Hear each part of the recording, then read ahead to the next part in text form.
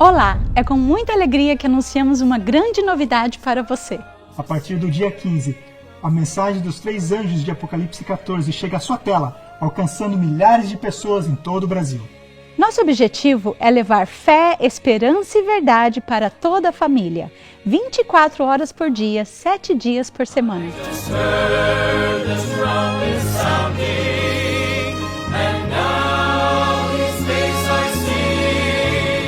A Bíblia que Jesus usava em seus dias era o Antigo Testamento.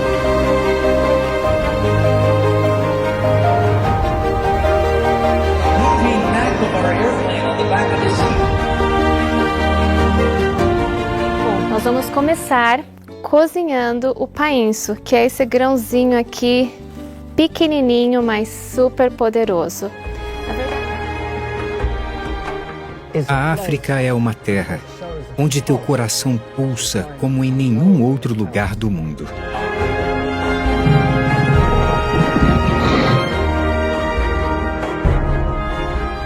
Na verdade, muitos dos fundadores da astronomia moderna, incluindo Nicolau Copérnico, Galileu e Sir Isaac Newton, buscaram revelar e honrar o Criador através de algumas das descobertas mais importantes já feitas.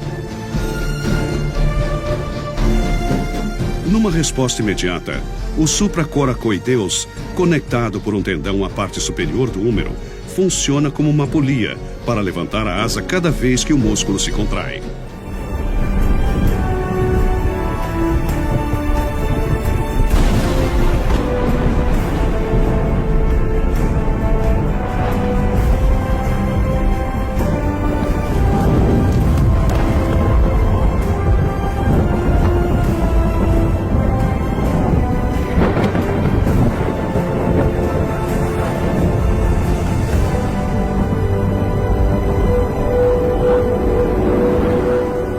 Você não pode perder, a partir do dia 15 de outubro, na antena parabólica da banda KU, canal 580, depois da CNN e a Jovem Pan.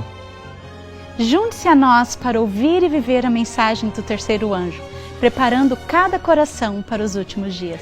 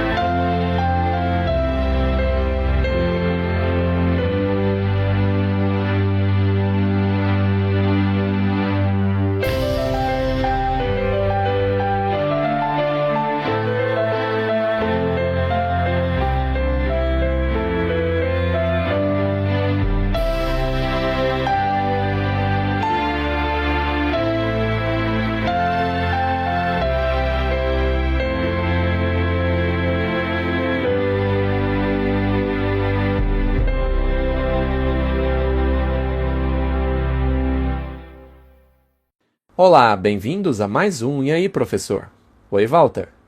Eu estava esperando que você dissesse isso. Como vai? Você vai mesmo perguntar? Sei. Eu não gosto de responder essa pergunta. Mesmo assim, eu vou bem. Que bom, Walter. E você? Bem. Por quê? Vivemos em tempos tão difíceis, como você está bem? Ora, porque a minha âncora está onde deveria estar, não é? Ah, tá. Aí tudo bem. Sim, nós estamos vivendo em tempos difíceis. Sim, mas não há do que reclamar, porque estamos esperando por isso há muito tempo, não é? Com certeza sim. Pois é. O problema é que algumas pessoas dizem que este não é o caso. Ora, isso é problema deles. Vamos orar e começar.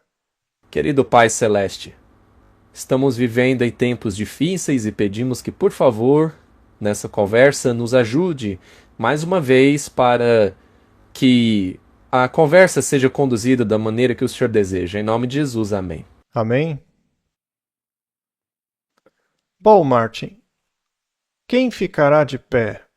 Eu acho que esse cenário aí é muito apropriado. Tem um iceberg ali na frente. E a única maneira de lidar com ele é encará-lo de frente. Se tentarmos evitá-lo, ele rasgará o navio pelo lado e vai afundá-lo. Então nós temos que enfrentá-lo.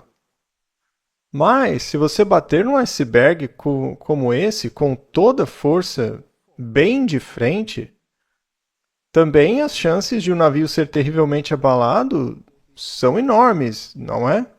Com certeza. Será que alguns cairão do navio? Sim. Será uma grande sacudida, né? Sabemos que quando há um iceberg em nossa frente, a ordem é vá em frente. Devemos então apertar o cinto de segurança? Sim, para que você não caia. E apegar-se firme ao assento, para que você não acabe caindo do navio. Eu acho que a hora de fazer isso é agora. Muito bem. Não vamos complicar muito um assunto tão simples. Hoje não vamos falar de eventos. Na parte 2, sim. Falaremos sobre alguns eventos que estão ocorrendo agora, mas hoje vamos apenas contextualizar, dando noções básicas do que é este confronto e por que é necessário ir de frente ao iceberg. O problema é que já fizemos tantos episódios sobre isso.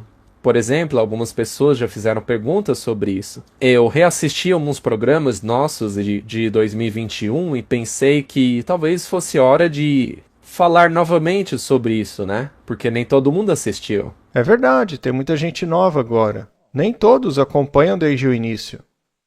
Pois é, estamos no programa 234. Pois é, então para as pessoas não terem que assistir 234 vídeos de 1h30 cada um, vamos falar novamente sobre o assunto. Vamos fazer um pequeno resumo sobre qual é o verdadeiro problema e por que é importante nos prepararmos para enfrentar o iceberg. Na verdade, se o protestantismo tivesse feito seu trabalho, não haveria nenhum iceberg. Sim, isso é verdade. Porque aí teriam se separado completamente. E mantido a fé. A verdadeira fé. É isso mesmo. Mas estão confusos hoje. Então, Martin, vamos recapitular novamente. Eu sei que já mostramos isso antes, mas este é o pensamento do catolicismo antes do Concílio Vaticano II. Se formos aos documentos do Vaticano II, um homem que acabou virando Papa mais recentemente, o Ratzinger, o Bento XVI, deixou absolutamente claro que a posição católica do Concílio de Trento não mudou nada.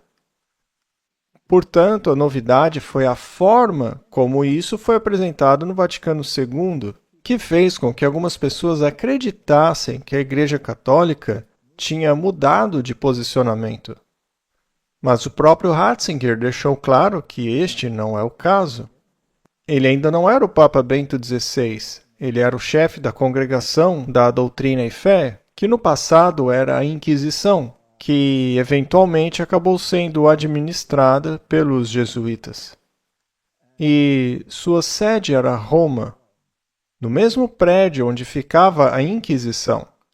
E ele disse: as outras igrejas não são nossas irmãs, porque a nossa igreja é a mãe, então elas só podem ser filhas e têm que retornar para sua mãe.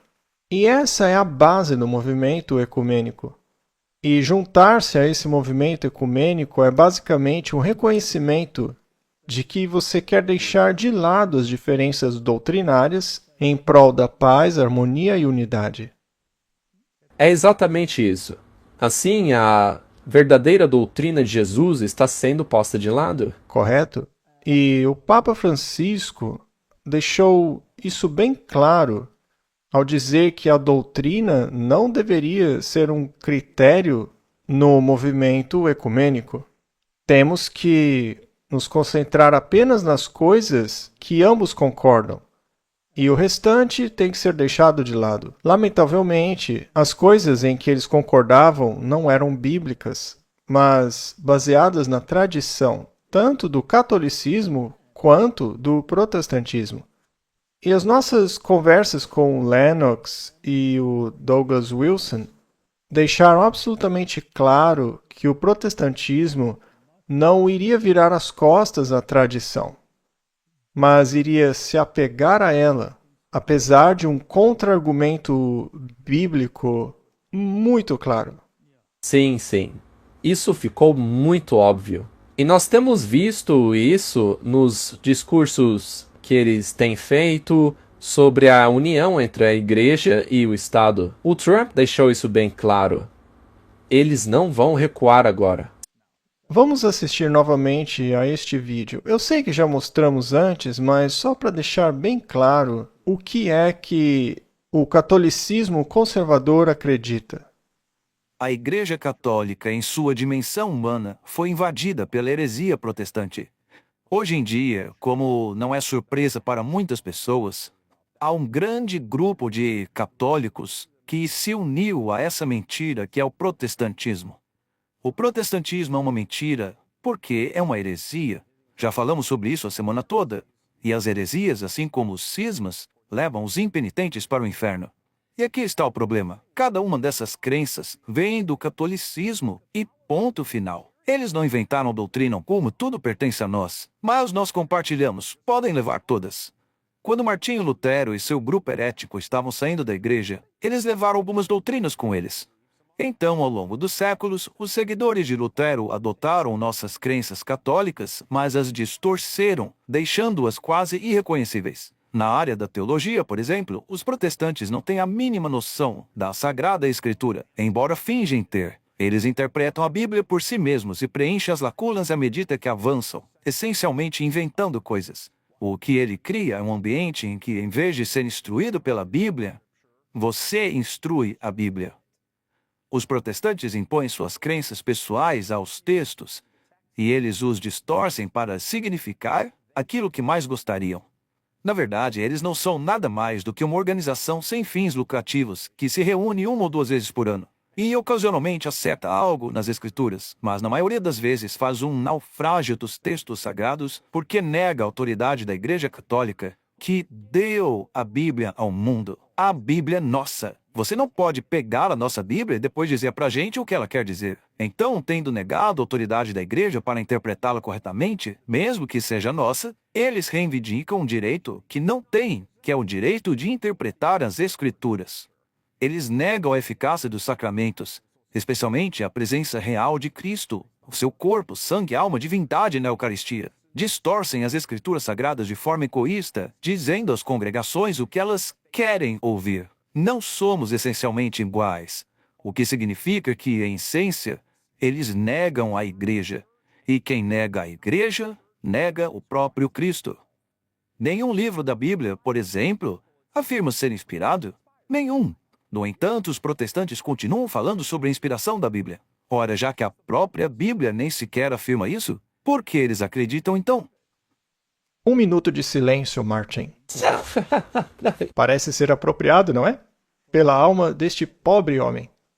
Muito bem, esse é o tipo de pensamento que está vivo e bem presente no catolicismo de hoje.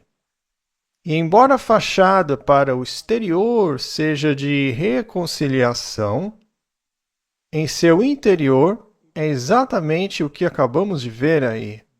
E aqueles que participam dos movimentos no mundo ou pertencem a sociedades secretas ou organizações que têm essa filosofia, sejam eles chamados o Opus Dei, que se torturam diariamente para lembrá-los de sua lealdade ao Papa, e que usurpa Cristo e rouba suas prerrogativas. Um sistema que merece o título muito bem merecido de anticristo. Então você tem os Cavaleiros de Colombo, que estão ocupados com suas agendas políticas para trazer essas doutrinas para a linha de frente. E eles se ligam publicamente aos protestantes, que eu acredito, na minha capacidade pessoal, alguns dos quais são provavelmente agentes jesuítas infiltrados, fingindo serem protestantes, mas não aderindo à palavra de Deus em si, apegando-se somente a emoções. Além disso, temos as declarações arrogantes dizendo que a Igreja Católica deu a Bíblia ao mundo. A Igreja Católica nem existia quando o Antigo Testamento foi escrito e não existia quando o Novo Testamento foi escrito. Tudo o que eles fizeram foi perverter os manuscritos orientais com o seu estilo gnóstico, e então acrescentando um monte de bobagens, conhecidas como os apócrifos, que contradizem toda a Bíblia. Mas a própria Bíblia diz ser inspirada. Ela mesma diz isso. Sim, mas ele disse que não, que a Bíblia não afirma isso. A única coisa que eles deram ao mundo foi uma versão corrompida, chamada de Vulgata. E a Vulgata foi declarada infalível.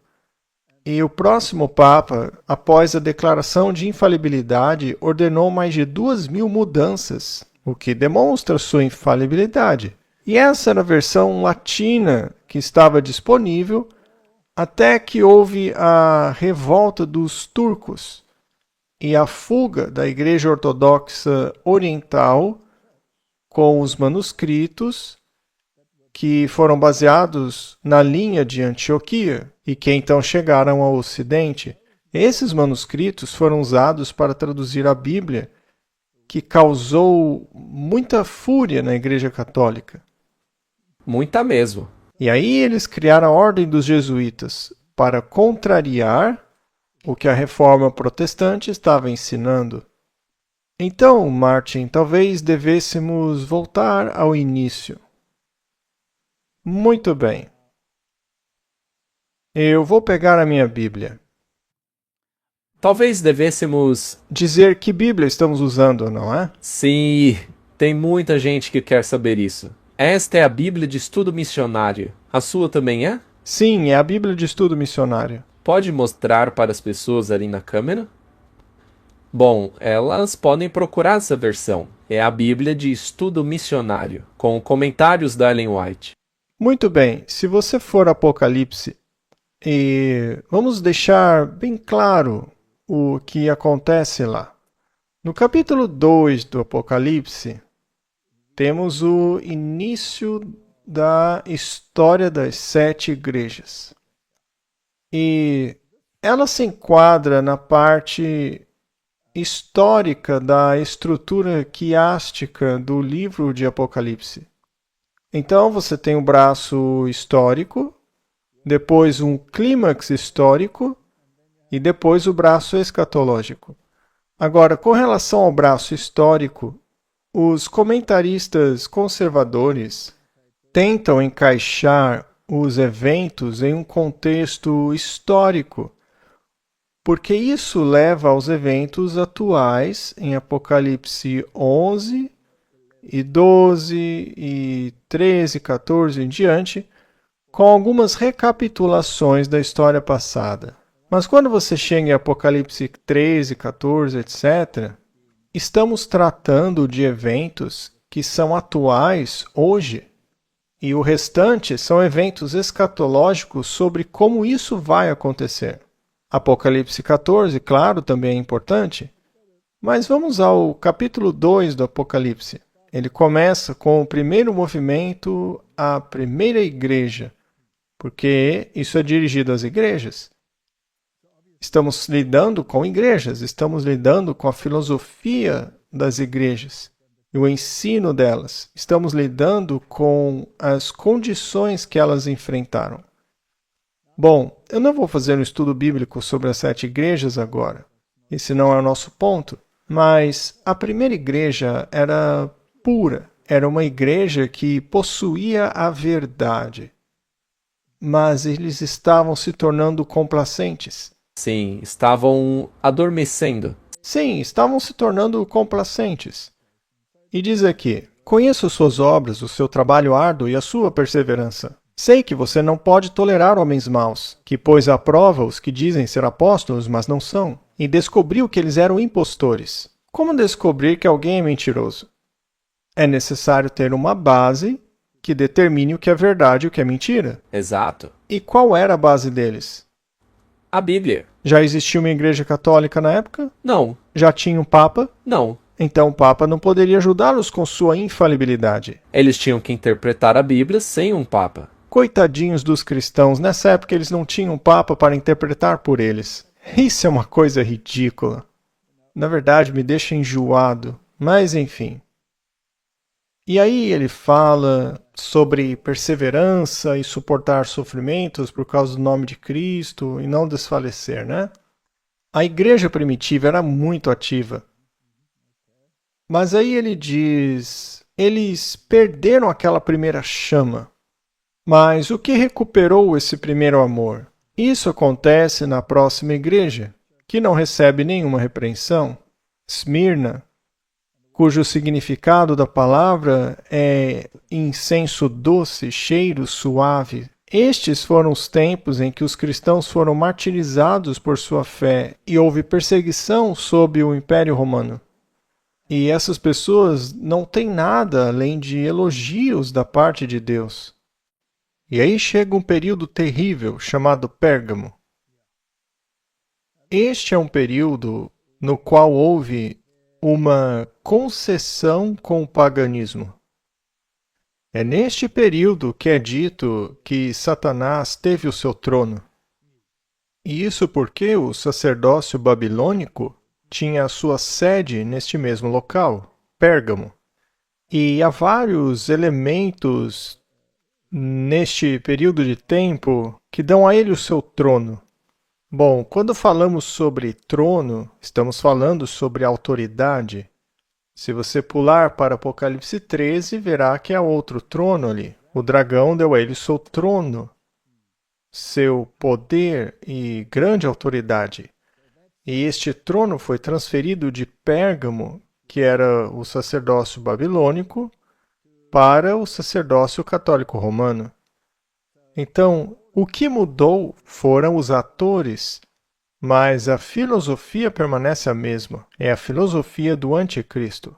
Esse também é o período em que Roma mudou de pagã para Roma papal? Sim, está incluído aqui. Porque a primeira coisa que aconteceu foi que o sacerdócio do último rei da Babilônia, Átalo, legou seu título para Roma pagã. E ele teve que assumir esse título, teve que assumir as vestes e os trajes. E, é claro, o sacerdócio babilônico adorava Dagon. É daí que vem a mitra em forma de cabeça de peixe, que é o deus peixe, né? E ele teve que assumir a divindade que veio junto com isso. E os imperadores romanos, nesta época, eles não eram tão arrogantes a ponto de utilizar esse título de divindade até que finalmente chegou Júlio César. Aí passaram a ser adorados como divindades. Obviamente, os cristãos não podiam adorá-los assim. Então, surgiu um grande problema. E depois deste período de perseguição à igreja de Esmirna, temos um período de condescendência, onde Constantino adotou um quase cristianismo, e o paganismo e o cristianismo se fundiram. E isso é muito perigoso. Ele diz, tem algumas coisas contra você, porque você tem aqueles que se apegam à doutrina de Balaão, que ensinou a Balaque a lançar uma pedra de tropeço diante dos filhos de Israel e comer coisas sacrificadas aos ídolos e praticar fornicação. Comer coisas sacrificadas aos ídolos. Então surgiu alguma forma de idolatria, onde havia um sacrifício que tinha que ser comido e que era idólatra. Bom, em algum lugar nesse período de tempo e na ascensão do catolicismo romano, eles começaram a mudar de uma religião totalmente baseada na fé em Jesus, como sacrifício expiatório de Deus e seu sumo sacerdote, para uma outra coisa, porque afinal o sacrifício terreno tinha chegado ao fim. O Novo Testamento fala sobre ministros do Evangelho, enquanto o Antigo Testamento fala sobre sacerdotes. E sabemos que um sacerdote sempre faz um sacrifício. Bom, Martin, se o sacerdócio foi abolido, afinal a cortina rasgou de cima a baixo, não é mesmo? Se esse sacerdócio foi transferido para Cristo, que se tornou o nosso sumo sacerdote, que, de acordo com Hebreus, ele ascendeu ao céu e está intercedendo por nós, né? De acordo com Hebreus, hoje temos acesso direto a Deus. Não é assim mesmo? Jesus hoje está no céu, oficiando como sacerdote. Isso. Então, se você seguir o projeto do santuário terrestre, em sua ascensão, Jesus foi para o lugar sagrado para realizar a mediação. E ele seria visto em pé diante do altar de incenso, aplicando as orações dos santos à sua mediação, ao seu caráter, e torná-los aceitáveis a Deus. Então é ele quem está fazendo esta função de sacerdote hoje. Apocalipse deixa isso bem claro, que Jesus está caminhando entre os castiçais e sabemos que estes estão na primeira câmara. Então, o que foi estabelecido quando Cristo veio a este mundo?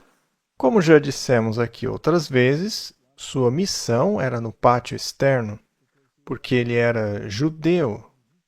E somente o sacerdócio levítico foi autorizado a oficiar no Santo e no Santíssimo. Então ele cumpriu o pátio externo. Ele se tornou o Cordeiro de Deus, que foi sacrificado e foi morto fora do templo e dos muros da cidade.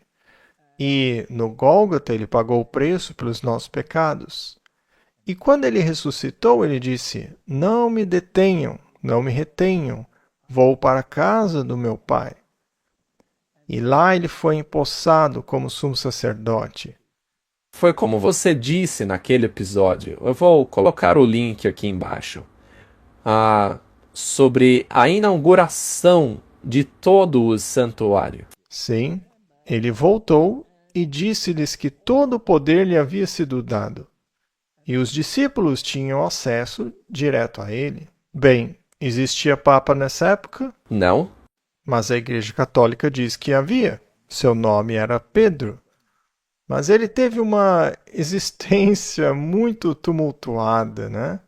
Até mesmo Paulo, em algumas ocasiões, teve que repreendê-lo por sua hipocrisia. O argumento católico é de que Pedro é a verdadeira rocha, mas é claro que isso é uma distorção da Bíblia. Porque o que Pedro declarou é: você, Jesus, é o Filho do Deus vivo. Tu és o Cristo. Este é o fundamento de toda a fé cristã. Então, a partir daquele momento, o cristão tinha acesso direto a Deus por meio de Jesus, o mediador. Certo, então quando Pedro disse isso, ele se referiu a Jesus como a rocha. E Jesus reconheceu isso, dizendo: você é Pedro e eu mesmo sou a rocha. E Jesus deixou isso muito claro. Quando lhe disseram que sua mãe e seus irmãos estavam esperando lá fora, e Jesus disse: aqueles que fazem vontade de meu Pai, estes são minha mãe, meus irmãos e minhas irmãs. Ele também disse aos discípulos: vocês não podem dominar os outros. Não sejam como os gentios. Vocês são irmãos e irmãs, devem ter unidade de pensamento. Não havia um chefe entre eles. Isso é muito claro. Não havia um papa naquela época, ainda que eles insistam em dizer que havia. O sacerdócio foi transferido de um sacerdócio terreno para Cristo, o mediador. Então hoje não há necessidade de sacrifícios, e a Bíblia deixa isso absolutamente claro. Portanto, aquele homem está enganado ao dizer que a Bíblia não afirma ser inspirada. A Bíblia diz que foi por um sacrifício que ele foi aperfeiçoado para sempre. Muito bem, Martin. Havia alguma necessidade de se introduzir um novo sacerdócio? Não. Há alguma necessidade de se introduzir um novo mediador? Claro que não. Há alguma necessidade da intercessão de padres, papas e santos? Não. Não. Temos acesso direto a Cristo. E, finalmente, eles não acabaram substituindo os pastores terrenos? A obra pastoral, onde você é igual aos seus irmãos? E isso fica bem claro no livro de Atos, no primeiro concílio, pois não havia chefe naquela reunião, e a decisão foi tomada pelos apóstolos, anciãos e irmãos. Um verso, naturalmente, que eles desprezam, pois o retiram de suas versões modernas e corrompidas, que faz com que eles se tornem chefes e tomem suas decisões, e os membros comuns só devem obedecer. Então, Martin, o que aconteceu nesse período de tempo é que o sistema terreno da igreja novamente tomou as prerrogativas que pertenciam somente a Cristo. E encontra seu cumprimento na próxima igreja, que é Tiatira. E nesta igreja, você passa diretamente para o período de apostasia total. É por isso que no versículo 21 diz assim: eu lhe dei tempo para se arrepender de sua fornicação, ou seja, sua apostasia para com Deus. Essa aqui é a igreja da Idade Média, é o catolicismo romano, mas ele não se arrependeu, porque Roma não muda, ela afirma ser infalível. Se ela mudasse, ela tiraria no próprio pé, como espingarda calibre 12, e ela nunca faria isso. Diz assim: eis que a porém numa cama, e sobre os que adulteram com ela virá grande tribulação, se não se arrependerem de suas obras. E acabamos de ver que eles não vão se arrepender dos seus atos. Então, Martin, chegamos à igreja do capítulo 3, que é a igreja de Sardes. É a igreja da Reforma.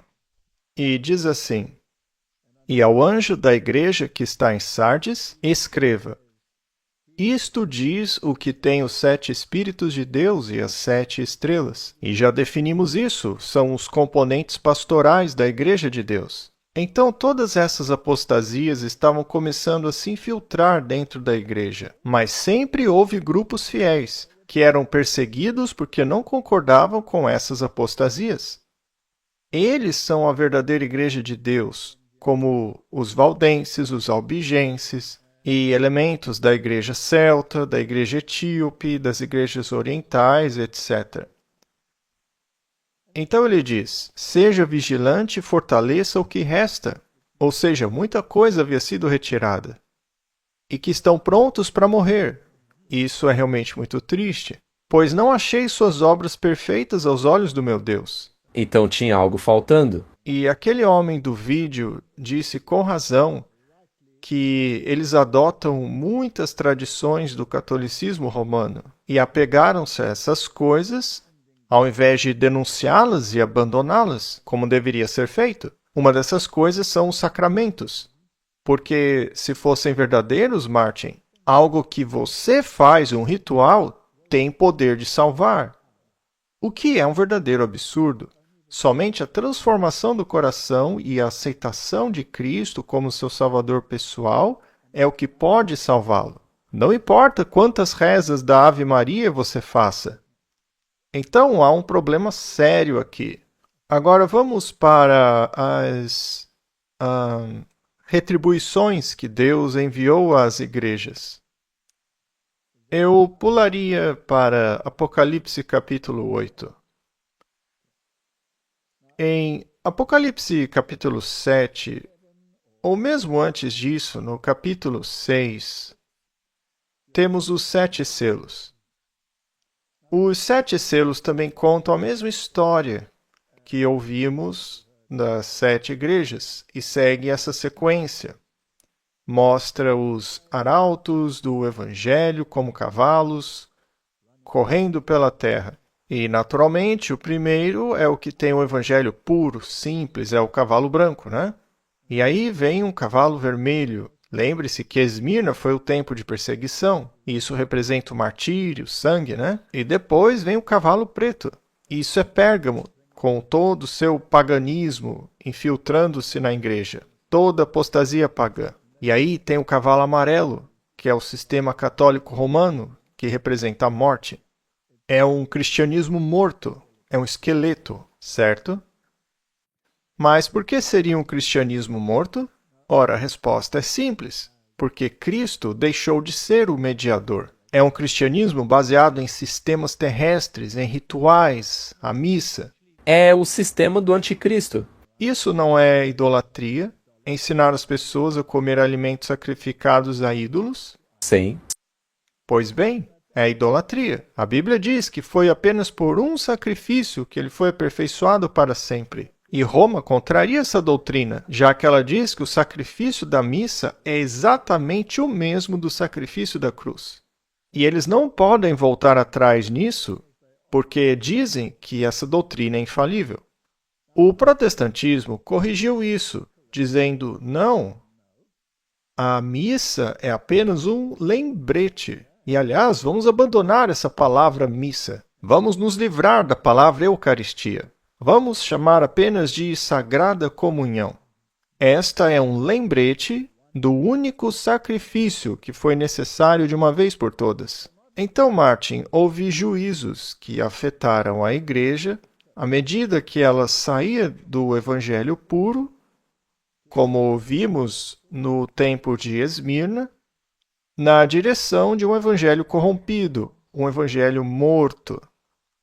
E houve punições por causa disso. Se voltarmos ao antigo Israel, quando o povo de Deus se tornou apóstata, como foi que Deus lidou com isso? Bem, ele foi duro. Eles foram até mesmo levados como prisioneiros. E quem os levou para o exílio? Os pagãos. Ah, quando eles apostatavam, ou eram os filisteus que os controlavam, não é mesmo? Ou os moabitas, junto com os amonitas, ou os sírios, ou os babilônios. Os israelitas eram castigados pelos pagãos até caírem em si. E será que eles se arrependiam depois de todos os castigos?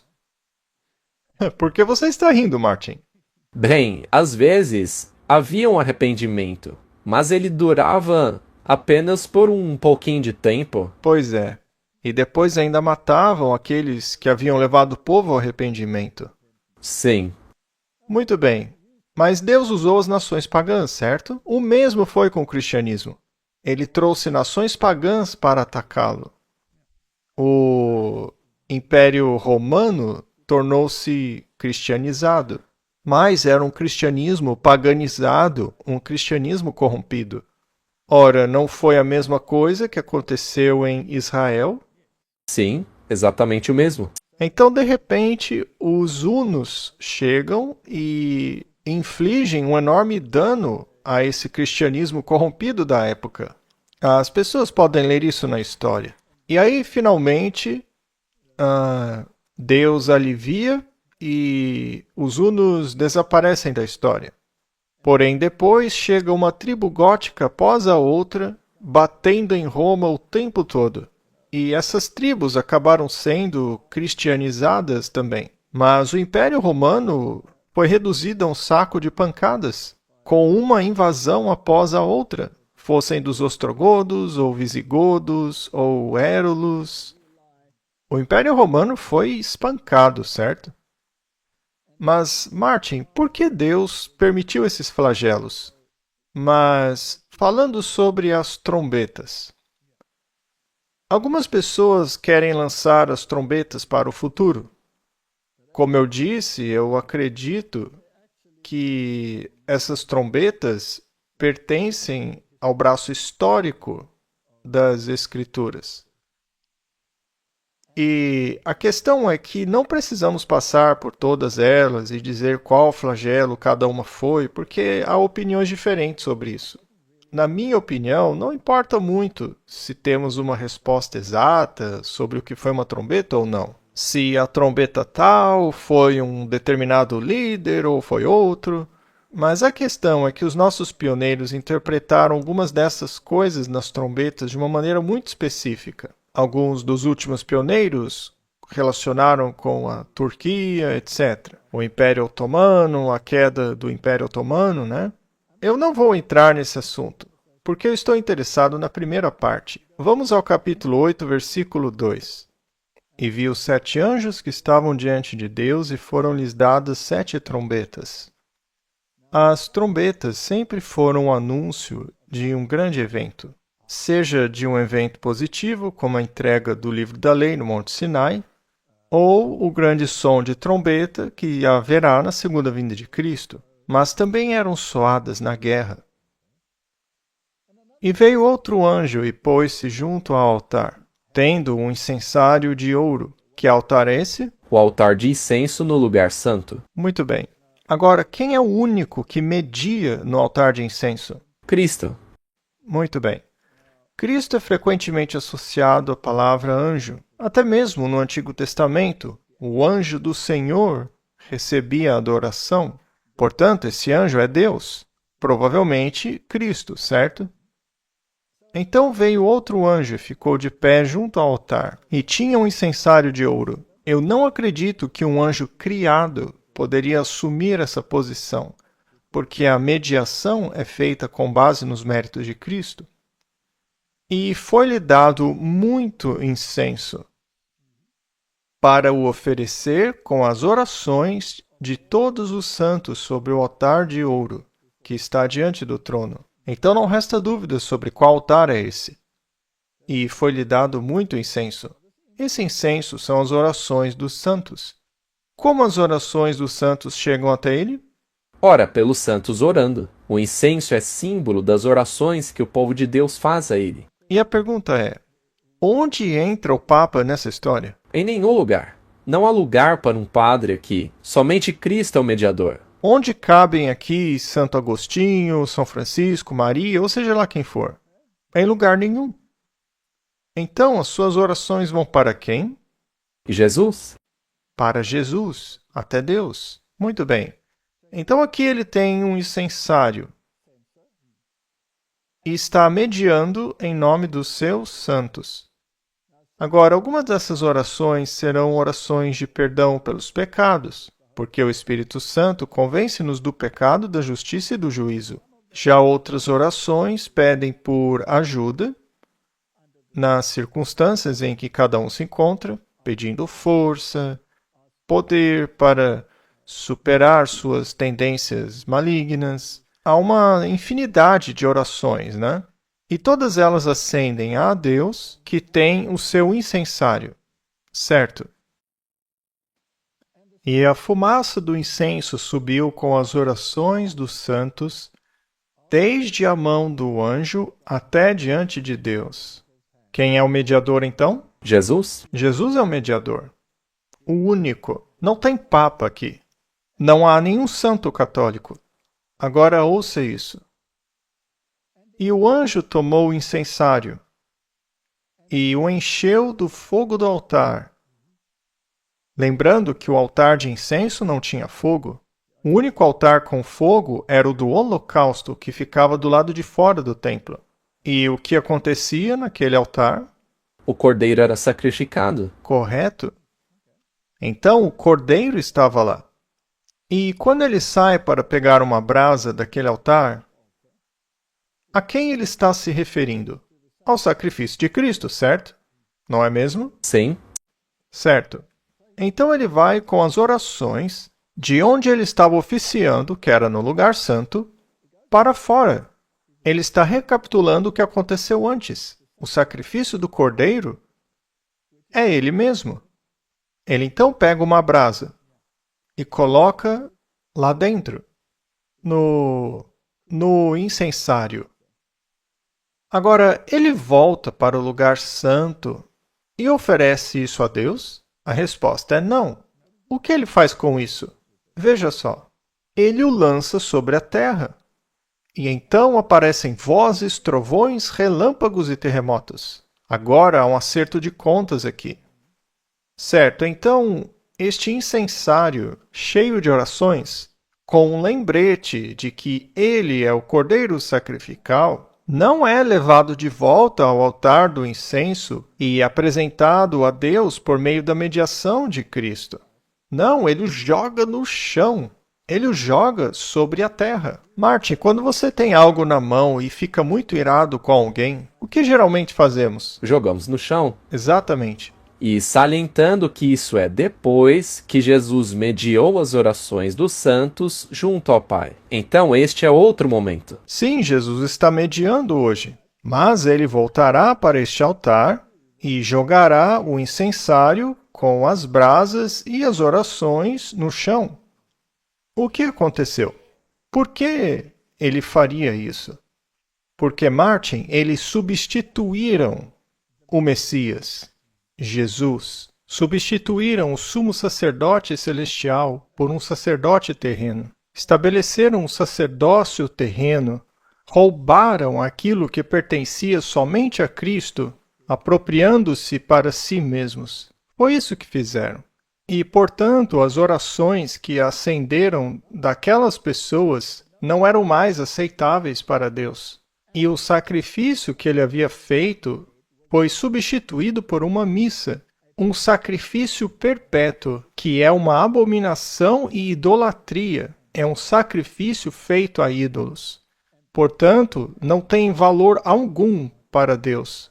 É por isso que ele jogou no chão. Porque rejeitaram a mediação de Cristo. E em seguida vêm os castigos que temos aqui. Não precisamos entrar em detalhes, mas a última trombeta, que é quando Cristo voltar, vai limpar toda a terra deles. Então, Martin, essa igreja, a Igreja Católica Romana, tomou o lugar de Cristo, colocou-se no lugar de Jesus.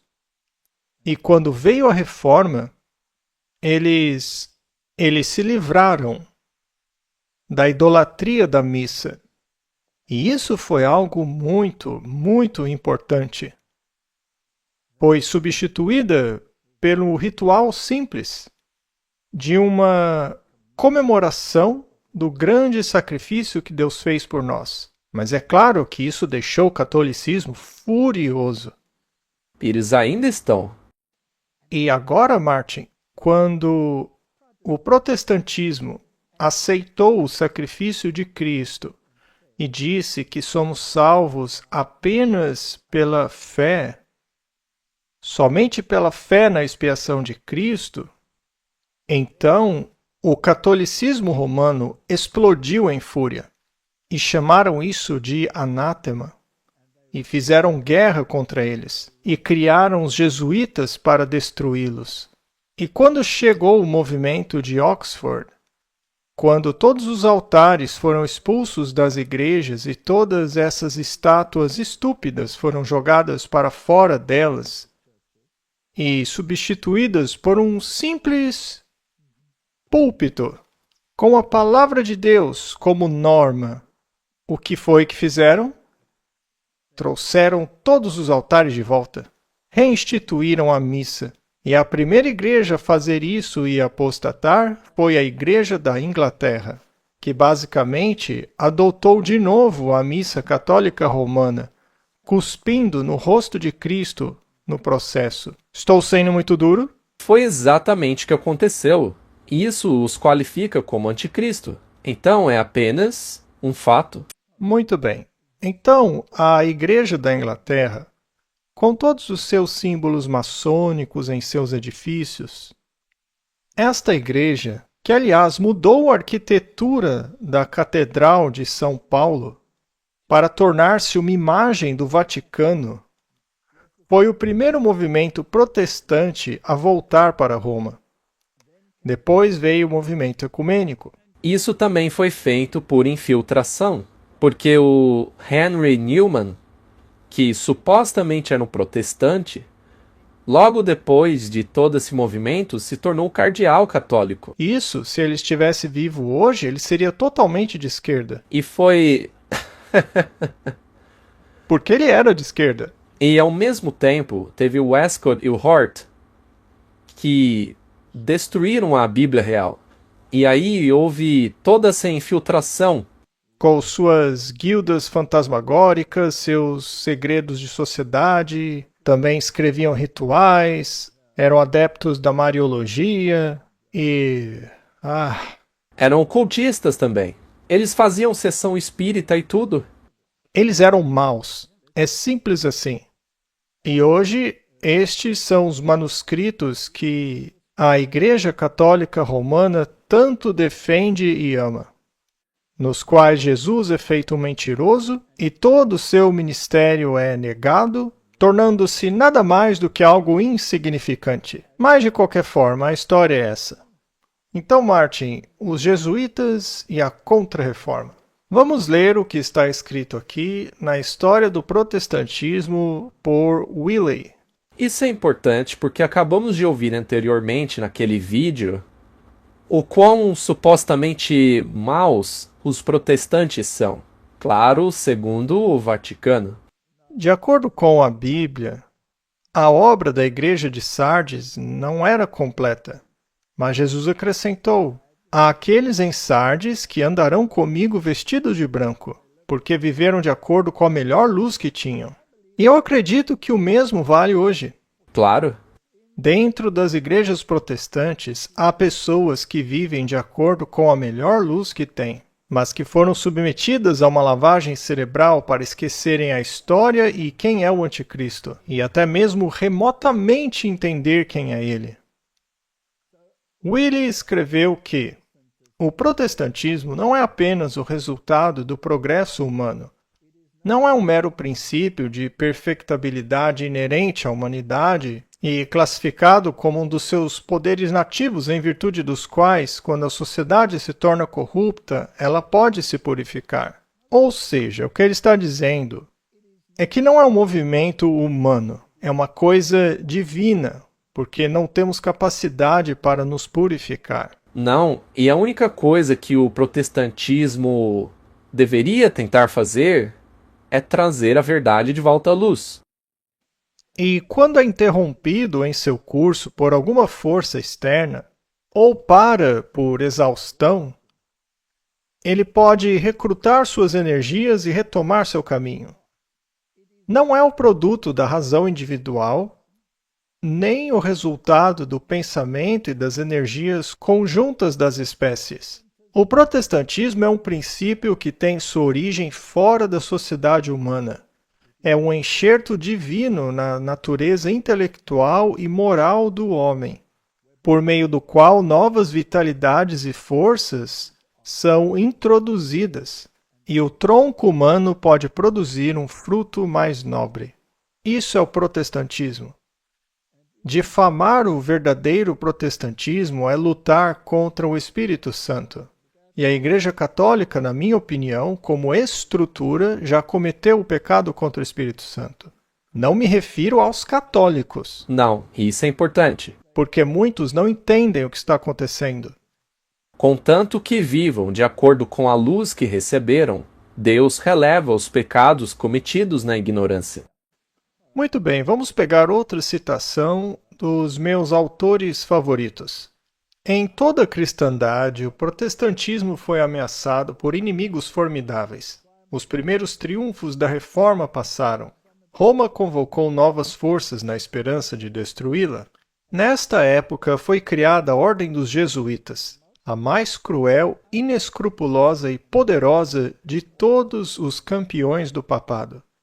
Martin, se você pensar nas perseguições dominicanas e considerar as outras ordens do catolicismo e pensar na Inquisição antes mesmo dos jesuítas, eles já eram implacáveis. Suas câmaras de tortura eram câmaras de horror. Só que os jesuítas conseguem ser ainda piores. Eles conseguiram superar qualquer forma de mal nesta terra. Não havia crime grave demais para eles cometerem, engano vil demais para praticarem, disfarce difícil demais para assumirem.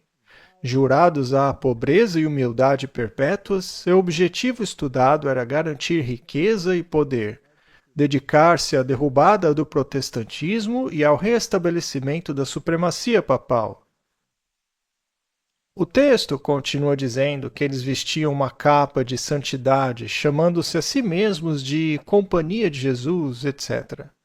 Mas, sob esse exterior irrepreensível, os propósitos mais criminosos e mortais eram frequentemente ocultados. Era um princípio fundamental da ordem que o fim justifica os meios. Eles podiam mentir, assassinar, torturar, prender quem fosse necessário. Por esse código, a mentira, roubo, perjúrio e assassinato não eram apenas perdoáveis, mas também louváveis, quando serviam aos interesses da Igreja.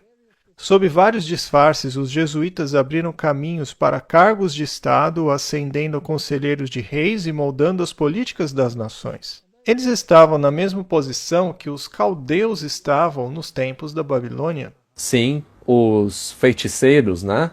Exatamente. Os jesuítas tiveram 3 fundadores.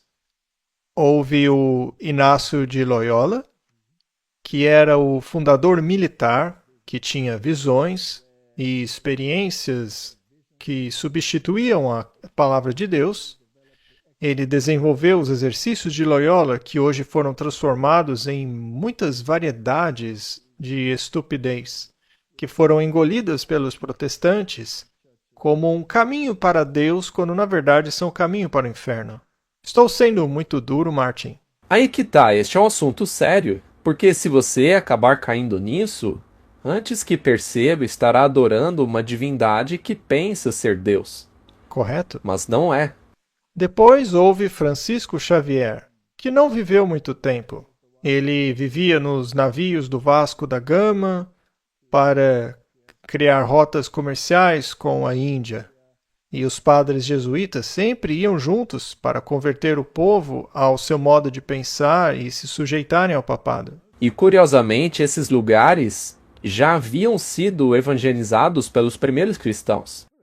E quando Francisco Xavier chegou na Índia, encontrou lá os cristãos tomazitas, que guardavam o sábado. E ele ficou horrorizado com isso, porque não se sujeitavam ao Papa. E também guardavam o sábado ao invés do domingo. Então ele instituiu ali uma inquisição para erradicá-los. E mais tarde usaram as nações que tinham sob seu controle para invadir os outros países e estabelecerem lá estruturas políticas sob o controle de Roma. E o terceiro fundador foi Peter Faber. Ele era alemão, intelectual e filósofo. Ele trouxe os aspectos espirituais ocultistas para a ordem. E junto eles formaram um ilustre caldeirão de doutrinas demoníacas. Uma trindade profana. Uma trindade profana. Muito bem colocado. Não acho que seremos populares depois do programa de hoje, mas que assim seja. E até hoje, como mostramos no outro episódio, eles são elogiados pelo Vaticano, porque a Companhia de Jesus se concentra na pesquisa intelectual. Qualquer pesquisa que diminua a Deus, por exemplo, a evolução, com seus comparsas jesuítas que formularam a farsa de Pitdown, assim como exerceram sua influência sobre pessoas como Charles Darwin. Também tiram Deus do currículo, das escolas, do ensino superior, treinando presidentes, trazendo drogas ao nosso mundo. Eles são a organização mais repugnante que já desonrou este planeta. Algumas das universidades mais importantes do mundo, especialmente nos Estados Unidos, foram fundadas originalmente pela Ordem dos Jesuítas, e algumas ainda são administradas por eles. E quando não são comandadas diretamente por eles, são indiretamente por meio dos conselhos que eles controlam. A Ordem foi fundada pouco antes do início do movimento social da Contra-Reforma, ou seja, eles estavam por trás. Então Roma admite a atrocidade que essas pessoas fizeram. eles se gabam disso. E ainda se orgulham dela. O Vaticano também fala sobre seus aspectos militares, dizendo que Inácio era um cavaleiro. Eram todos cruzados. O Pete Hegseth não escreveu um livro chamado A Cruzada Americana? Ele não tem tatuados em seu corpo os emblemas dos cruzados? Então eles não tiveram sucesso em sua contra-reforma? Infelizmente sim. Nós já dissemos e provamos que eles se infiltraram até mesmo na palavra de Deus. Sim. Em 1534, Inácio reuniu 6 homens ao seu redor e juntos fizeram votos especiais. Devido à educação militar de Inácio e ao fato de os membros da sociedade estarem dispostos a aceitar qualquer missão em qualquer lugar do mundo e se tornarem soldados no interesse de sua fé e da Igreja, as primeiras linhas da carta de fundação da Ordem afirmam que a Companhia de Jesus era adequada para todo aquele que desejasse servir como soldado de Deus. Correção, soldado do Papa. Eles estão mentindo. Eles não servem Deus, servem ao diabo. Naquele vídeo, o homem disse que tudo se trata de negar a autoridade da igreja. Correto? Inácio foi seu primeiro líder. O título que ele adotou é o de General Superior, que foi mantido até hoje. Se você quiser conhecer a arte da guerra, assista a minha série de sermões de Creta a Malta. É uma das nossas séries. E lá explicamos isso muito bem. Inácio escreveu sua visão excepcional para a ordem que havia fundado em um documento chamado Fórmula do Instituto da Companhia de Jesus. Este foi o documento de fundação da ordem, a qual todos os outros documentos deveriam se conformar. Inácio de Loyola, então, garantiu que sua fórmula fosse ancorada na lei papal por meio da assinatura de 2 bulas papais. Uma em 1540 pelo Papa Paulo III e a outra em 1550 pelo Papa Júlio III. A fórmula descrevia a natureza e o propósito da ordem e o tipo de espiritualidade e comunidade que ela construiria, que não é bíblica, é baseada em puro espiritismo. Não passa de adoração a demônios. E que está tão infiltrada no cristianismo hoje que chega a dar náusea. Sim, você não consegue detectá-los, porque eles têm todos os tipos de forma. Seja em livros como Igrejas com Propósito ou vários outros, todos vão para o papado. Não precisamos entrar na história, que é bem conhecida, quer estejamos falando sobre o Crystal Palace de Schuller, que eventualmente se tornou o Palácio de Cristal da Igreja Católica Romana, né? Basicamente, o que aconteceu é que essa igreja apenas voltou para o seu dono original. Os jesuítas afirmavam que a reforma da igreja deveria começar com a conversão do coração do indivíduo para os exercícios espirituais, que por sua vez conduzem à aceitação do Papa como seu guia espiritual. Os jesuítas acreditam que o retiro inaciano, ou seja, os exercícios espirituais, é uma das maneiras de promover essa conversão. O retiro dura 4 semanas. É um período de silêncio durante o qual se pratica uma série de meditações dirigidas sobre a vida de Jesus. Nela você não fala, apenas medita. Mas não medita na palavra de Deus, mas sim é uma experiência literal com o mundo espiritual. Com os seus sentidos? Sim, e os protestantes e algumas pessoas mal orientadas, talvez mesmo em nossa própria igreja, participam dessas bobagens. Cuidado. Então, na Igreja Católica, hoje, os jesuítas são uma das maiores ordens religiosas de padres e irmãos. O general atual é Adolfo Nicolas. Isso já está desatualizado na página do Vaticano. Eles deveriam atualizar. Seja lá quem for o próximo, eles já sabem quem será. E seja lá quem for, um dia terá que enfrentar a ira do Cordeiro. Apocalipse 17. E veio um dos 7 anjos que tinham as 7 taças e falou comigo, dizendo-me, venha, eu lhe mostrarei o julgamento da grande prostituta que está assentada sobre muitas águas. Não havia um protestante no século passado que não soubesse a quem isso se referia. Era o papado. Ele é a grande prostituta que se senta sobre as nações. com quem os reis da terra cometeram fornicação. E vemos isso até hoje, né? E os moradores da terra se embriagaram com o vinho da sua fornicação, ou seja, das suas falsas doutrinas. Infelizmente, estamos vendo isso em toda parte, nos discursos, e é por isso que mostramos alguns deles aqui, né? Por exemplo, recentemente, veja o memorial de Charlie Kirk. Sim, é inacreditável. Impressionante. Apocalipse 13. E me pus de pé sobre a areia do mar, e vi subir do mar uma besta que tinha 7 cabeças e 10 chifres, e sobre os seus chifres 10 coroas, e sobre as suas cabeças nomes de blasfêmia. Este é o período em que Roma foi dividida nas nações europeias, e a Igreja Católica Romana reivindicou a supremacia e colocou as coroas nos chifres, sendo Roma o chifre pequeno. Ela ainda faz isso hoje. E sobre a sua cabeça havia nomes de blasfêmia. Então esse poder é um poder blasfemo que afirma ser infalível, alegando ser o caminho para a salvação, por meio dos seus sistemas sacramentais, que não tem mérito algum, porque somente um coração transformado tem mérito. No livro Grande Conflito, lemos o seguinte: um estudo devoto da Bíblia mostraria aos protestantes o verdadeiro caráter do papado e os levaria a abominá-lo e evitá-lo. E também a não estarem com ele em concílios ecumênicos. Perfeito. Muito menos tornarem-se vice-presidentes de conselhos ecumênicos, curvando-se diante de altares e fingindo abençoar as pessoas por meio dessa cultura pagã. Mas muitos são tão sábios à sua própria presunção que não sentem necessidade de buscar a Deus com humildade para que sejam conduzidos à verdade.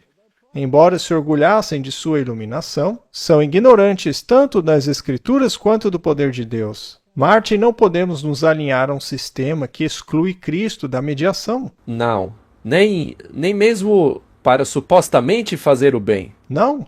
E não importa quão pomposas sejam suas cerimônias, e quantas roupas cerimoniais você use, quantos pendurucalhos colocamos na cabeça, quantos blocos de Lego anexamos ao corpo e faixas. Isso não vai impressionar ninguém, especialmente Cristo.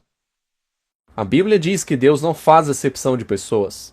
Então, Martin, o iceberg que temos que enfrentar é uma falsa teologia. É por isso que o Evangelho Eterno teve que ser pregado novamente, porque todo um falso sistema de religião, baseado em distorções bíblicas, tentou anular a lei de Deus, querendo fazer do Papa a autoridade na vida das pessoas, para que assim a ferida acabe sarando.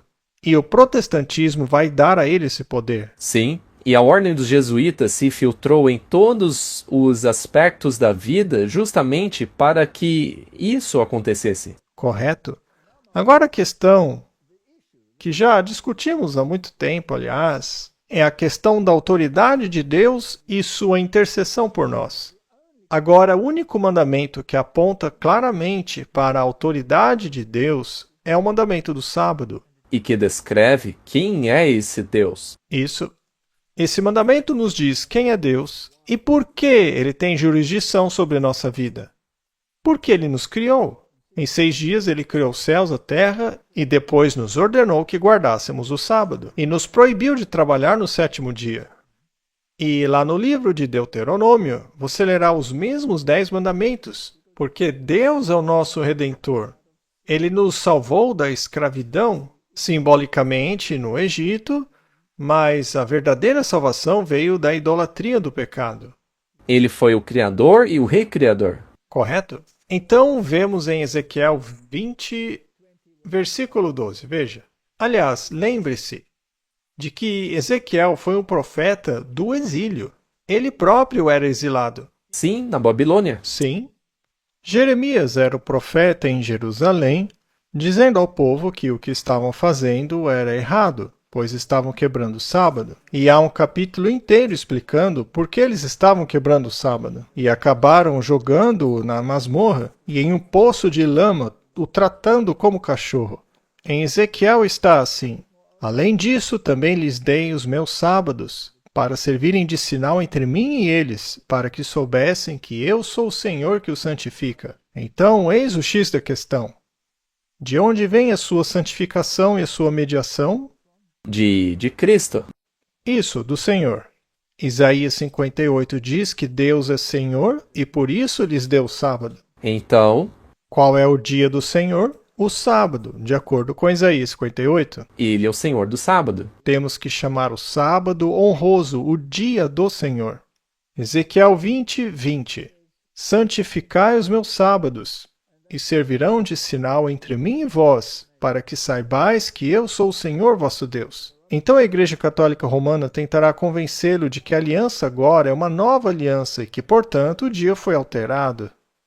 Pela autoridade deles. Pela autoridade deles. Que monte de bobagem, se é que me permitem usar esse termo. Mas se fosse isso mesmo, Martin, Deus, então, muda. Sim, Deus teria mudado, porque ali na época de Ezequiel ele pensava de forma diferente. Muito bem. No Antigo Testamento, Deus disse: porei a minha lei no seu interior e a escreverei em seu coração. Ora, será que ele escreveria uma lei diferente em nosso coração? É o que as pessoas dizem, né? Mas claro que não. Como você sabe que ele não escreveu uma lei diferente em nós? Porque em Mateus capítulo 5 ele diz que nenhum jota ou tio desapareceria da lei. Jesus também condenou quem desobedecesse até mesmo o menor dos mandamentos. De onde então eles tiram essa bobagem de que a lei da nova aliança é diferente da antiga? É para tentar transferir a autoridade para eles e retirá-la de Deus. E para eles você nem precisa mudar de caráter. Basta guardar o sacramento, ou se você é judeu, ir para Jerusalém. Que bobagem é essa? Êxodo capítulo 31, verso 17, nos diz que o sábado é um sinal entre mim e os filhos de Israel para sempre. Pois em 6 dias fez o Senhor o céu e a terra, e no 7º descansou e sentiu-se revigorado. E a palavra sinal, se você procurar na concordância, diz que é uma marca distintiva do seu poder, certo? Então, Martin, quando enfrentamos esse iceberg, o iceberg não é só o sábado. Não. O iceberg é toda a posição doutrinária adotada pelo mundo que é contrária a Deus. É o evangelho do mundo contra o evangelho eterno. E o sinal de lealdade ao evangelho eterno é a guarda do sábado. E você passará por dificuldades se rejeitar essa verdade, pois a sua âncora se foi. Não conseguirá ficar de pé. Será que vamos conseguir ficar de pé? Bom, para isso temos que ter o evangelho eterno. É por isso que o primeiro anjo diz que o evangelho eterno deve ser pregado novamente. E ele se apoia em 2 pernas, que é a salvação em Cristo e a obediência aos seus mandamentos. Pois se você o ama, guardará seus mandamentos. Do contrário, é um mentiroso. E são pernas iguais? Sim. Uma não é mais forte que a outra. A justiça e a misericórdia se beijaram. O propiciatório, que é a sua proteção contra a condenação da lei, era tão alto em altura quanto a grade do altar de holocaustos. Ou seja, você não pode fazer com que a justiça de Deus seja menor que a sua misericórdia. E vice-versa. E vice-versa. As 2 coisas são um pacote. É pegar ou largar. Então, o que fez Deus? Ele disse: ok, Israel, vou dividir vocês em 2 grupos. Um fica naquela colina, o outro na outra colina. Vou dizer a vocês o que acontecerá. Se forem obedientes aos meus mandamentos, então vou despejar sobre vocês todas as minhas bênçãos. Mas se não forem obedientes aos meus mandamentos, todas essas maldições virão sobre vocês. Acabamos de ler sobre as trombetas e maldições que vieram sobre eles, e Deus lhes deu tempo, 1260 anos para arrependerem-se. Mas se arrependeram? Não. Não se arrependeram. E hoje se arrependeram? Não. Não. Pelo contrário, Babilônia caiu. Caiu. Agora, Roma já caiu há muito tempo, quando substituiu Jesus por um sacerdócio terreno. Já está caída há milênios, certo? Agora, quem caiu pela segunda vez? Protestantismo.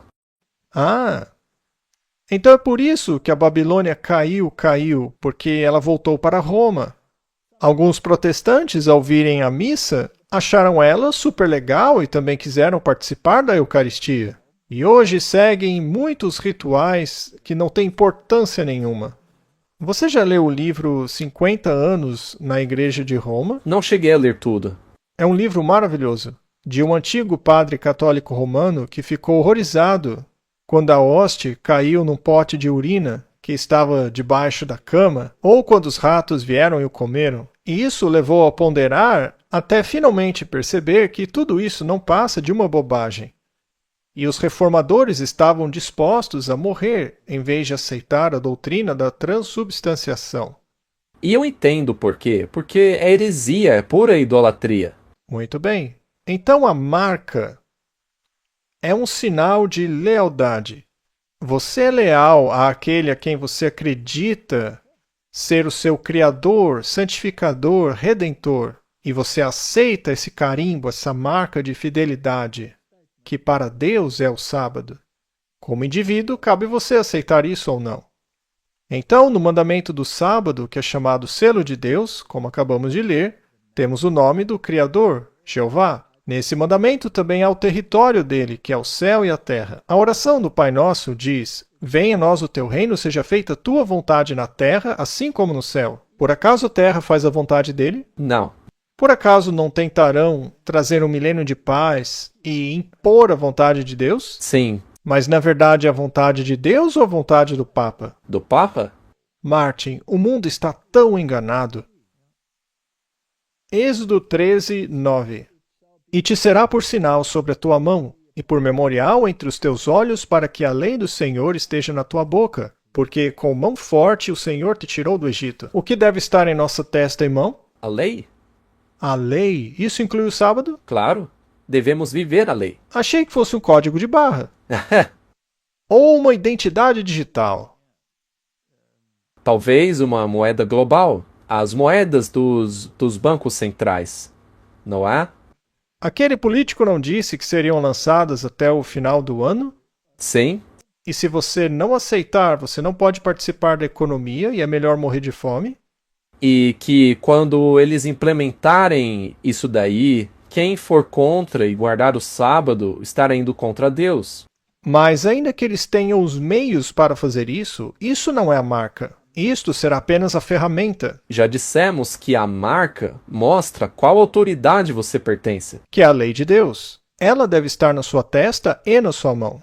Mas eles dizem que pode estar na testa ou na mão. Para eles tanto faz se você obedece à lei, mas não acredita nela. A Igreja Católica Romana disse que o domingo é a sua marca de autoridade. Todo mundo já sabe disso. É nessa direção que estamos caminhando. A Igreja está acima da Bíblia e esta transferência da observância do sábado é prova deste fato, e a Igreja Católica Romana afirma isso.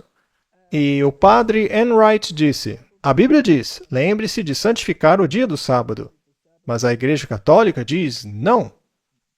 Pelo meu poder divino, abolirei o dia de sábado e ordenarei que vocês santifiquem o primeiro dia da semana. Então ele sarcasticamente diz que todo mundo civilizado se curva reverentemente em obediência ao mandamento da Santa Igreja Católica. Eu me recuso a fazer isso. Eu espero que haja um grupo de pessoas irritante, que mostra a ele que nem todos concordam com isso. Que seja um espinho na carne deles. Bom, quando um espinho te irrita, o que é que geralmente fazemos? O que fazemos com o espinho?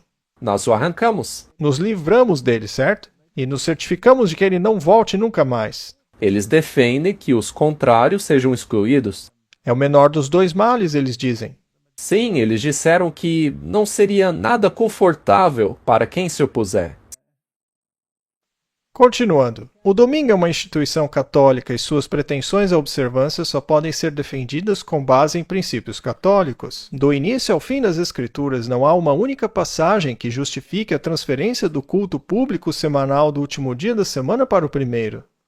Eles sabem que as Escrituras não defendem sua tradição. Deus deu a eles tempo para se arrependerem.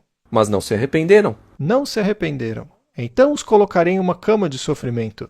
Eles pensam que eles vão colocar o povo de Deus em um leito de sofrimento. Mas quando o navio do Evangelho atingir o iceberg, sim, é verdade que o navio vai tremer, mas quem vai afundar não é o navio. Será pior para o iceberg do que para aqueles dentro do navio, pois o navio é o povo de Deus. Correto. Se os protestantes seguissem a Bíblia, deveriam adorar a Deus no dia de sábado. Ao guardar o domingo, estão seguindo uma lei da Igreja Católica. Um católico disse isso. O pior é que hoje eles chamam domingo de o dia de sábado. Sim, mas estão mentindo. Pois é, você se lembra daquele vídeo circulando agora sobre o Papa, dizendo guarde o santo dia do sábado? Sim, mas isso é apenas um dos dias litúrgicos deles. Isso é importante, pode explicar um pouco? Porque isso deixa muita gente confusa. Não deveriam ficar confusos, porque a Igreja Católica nunca negou que o verdadeiro dia do sábado é o 7º dia. Só que eles transferiram a santidade para o domingo. E é por isso que hoje chamam domingo de dia do Senhor, porque alegam ter autoridade para fazer essa mudança. E eles fazem questão de lembrar todo ano que Deus, de fato, tinha um dia diferente. E no sistema deles, é um sábado santo, onde eles comemoram o descanso. A criação, não o descanso. Então, o que eles realmente estão fazendo é uma blasfêmia. Porque no fim eles dizem, sim, nós sabemos qual é o dia certo. Aqui está, veja, vou te falar sobre isso, não se preocupe. Ninguém para de trabalhar, porque estamos apenas lembrando que mudamos tudo. Agora vamos forçar você a parar de trabalhar os domingos. É como se fosse um sorriso irônico. Sim, é uma desgraça. O protestantismo, ao descartar a autoridade da Igreja Católica Romana, não tem boas razões para sua teoria dominical e deveria, logicamente, guardar o sábado como sábado. Interessante, esta é uma publicação católica. E eles dizem abertamente, a maioria dos cristãos presume que o domingo é o dia de culto aprovado pela Bíblia.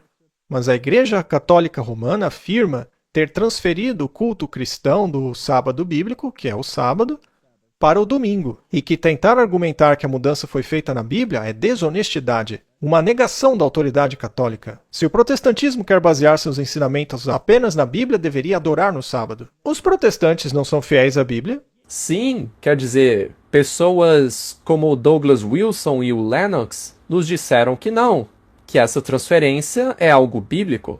E para defenderem essa ideia, apresentam textos completamente distorcidos. Se o protestantismo quer basear seus ensinamentos apenas na Bíblia, deveriam adorar no sábado. O catecismo do convertido diz, qual é o dia do Shabat? O Shabat é no dia de sábado. Por que observamos o domingo ao invés do sábado? Porque a Igreja Católica transferiu a solenidade do sábado para o domingo. E então, em sua Laudato Si, o Papa Francisco disse, o domingo, assim como o sábado judaico, o que é um absurdo total, porque o sábado já existia muito antes de haver um judeu. O sábado foi estabelecido para a humanidade? Sim. É para ser um dia que cura o nosso relacionamento com Deus, conosco e uns com os outros e com o mundo. A lei do descanso semanal proibia o trabalho no 7º dia. E aí ele entra em detalhes do porquê disso, né? Aí ele diz que devemos guardar o domingo. Será que eles estão bêbados do próprio vinho? Sim, do vinho da Babilônia. Acho que ela produz e bebe do próprio vinho. Bem, o último Papa colocou um cubo de gelo para poder usá-la em sua bebida, né? Você acha que vai caber porque era um bloco bem grande de gelo. Ele vai precisar de um cálice enorme. Mas enfim. Recuperando o sábado. Este é Brett McCollin. Já mostramos isso antes aqui. Essas letras desprezíveis foram escritas por um jesuíta, da Ordem dos Jesuítas. E ele nos diz francamente que este artigo defende que o modelo de cooperativismo religioso estatal permitiria que a legislação civil protegesse o sábado. Claro, não sábado bíblico. O sábado deles, o domingo. Ele quer a união entre a igreja e o Estado? Claro que sim. Ele então fala da Declaração de Direitos e continua. No entanto, o regime cooperativista, como o da Alemanha, reconhece o bem comum universal presente na legislação religiosa. Ou seja, a separação da Igreja e o Estado não encaixa na ideologia dele. Felizmente, as outras nações da Europa não são restritas por esses chamados documentos republicanos. A tradição judaico-cristã pode ser a fonte da defesa das leis de fechamento dominical. Veja que ele está falando do domingo. No entanto, o descanso semanal da economia serve a todos os cidadãos. Bem comum. Como todos os jesuítas, ele é totalmente apóstata, antibíblico e pró-papado, pertencendo ao anticristo. E é por isso que o catecismo da Igreja pôde dizer abertamente que, com relação a respeito à liberdade religiosa e o bem comum de todos, os cristãos devem procurar o reconhecimento do domingo e dos dias santos da Igreja como feriados legais. O próprio Papa João Paulo II disse que a pessoa que viola a santidade do domingo deve ser punida como herege. Ou seja, os guardadores do sábado devem ser punidos? Sim. Exceto os judeus, porque eles têm o seu próprio país, aonde podem guardar as suas leis. Mas qualquer um que guarda o sábado, não sendo judeu, e que vive na jurisdição cristã, estará sujeito à punição. Isso é muito bem planejado, não é mesmo? Isso tem sido planejado há décadas. Ou melhor, por séculos. Eles criaram um país onde podem ir adorar e guardar o sábado e saírem ilesos disso. Também receberam muito apoio do Trump, abrindo caminho para um plano de paz. A coisa está ficando interessante. Sim, é verdade, está mesmo. Eusébio, em sua História Eclesiástica, escreveu a respeito do Israel espiritual, que teria fugido para Pela, e ele os chama de semente espiritual de Abraão, porque a Bíblia disse que se você está em Cristo, então você é a semente espiritual de Abraão, e herdeiros segundo a promessa. Então, essa declaração do Israel espiritual faz com que o mundo inteiro tenha que aderir ao que eles chamam de sábado judaico, o que não é verdade. Veja que interessante esta citação. Ele diz que encontraram refúgio e poderiam servir ao seu mestre e guardar o seu sábado. Esta citação, na verdade, vem do livro Do Sábado para o Domingo, de Bacchiocchi, que recebeu a aprovação do jesuíta responsável pela Universidade Jesuíta em Roma, que é a principal universidade dos jesuítas no mundo. Ele foi o único protestante a quem foi permitido fazer uma tese desta natureza, porque, biblicamente, ele mostrou claramente que o sábado foi alterado e Roma não tem problema nenhum com isso. Na verdade, eles se orgulham. Sim, como mostra claramente as citações de outros católicos, a mudança do sábado para o domingo é algo que os orgulha. Mas uma coisa lamentável nos últimos capítulos é que ele se refere ao domingo como o dia do Senhor sem nenhuma prova bíblica. E é por isso que a Igreja Católica Romana provavelmente deu o seu selo de aprovação, porque se isso não estivesse lá, jamais teriam dado. Esse tema é um pouco problemático, mas seja como for, os jesuítas aprovaram tudo o que está escrito nesse livro. Mas se tivéssemos escrito as mesmas coisas, eles também aprovariam, porque como vimos, não é problema para eles. A única diferença é que não teríamos dito que o domingo é o dia do Senhor. O que os protestantes realmente disseram sobre as Escrituras? Os presbiterianos, em seus documentos, afirmam que essa mudança do último dia da semana para o primeiro dia não está registrada em lugar algum na Bíblia. Não há nenhuma ordem autorizando essa alteração. Os metodistas dizem o mesmo. Veja a questão do domingo, não há passagem alguma dizendo aos cristãos para guardarem esse dia. Então a minha pergunta é, Martin, por que os protestantes modernos continuam citando textos quando os metodistas dizem que não há texto? Porque querem tirar do contexto. Então não há texto na Bíblia que transfira o sábado para o primeiro dia da semana. Os anglicanos dizem o mesmo. Muitas pessoas pensam que o domingo é o sábado. Mas nem o Novo Testamento, nem a Igreja primitiva sugerem que temos qualquer direito de transferir essa observância. Interessante, não? O Shabat é o sábado e não o domingo. Esse é o documento anglicano. Os batistas. E a propósito, isso está no Manual da Igreja Batista. Diz assim: havia e há um mandamento para manter santo o sábado, mas esse dia não era o domingo. Não há nenhuma evidência bíblica de que essa mudança tenha sido feita. Não, nenhuma. Então, é o que diz os textos deles. Sim, isso está claro. Hoje, porém, os protestantes modernos fazem todo tipo de distorção para encaixarem-se no ensino jesuíta, como, por exemplo, o mau uso desses 8 versículos. Mateus 28:1. E no final do sábado, quando começava a amanhecer o primeiro dia da semana, vieram Maria Madalena e a outra Maria para ver o sepulcro. Ora, isso muda o dia de adoração? Esse texto não ordena nada. Muito bem. E por que não foram no sábado, no dia após a crucificação? Porque estavam guardando o sábado. Estavam guardando os mandamentos da lei. Pois é, Martin. Este texto está apenas fazendo um relato. E, aliás, eu não acho que isso está aí por acaso. Eu acho que foi providencial.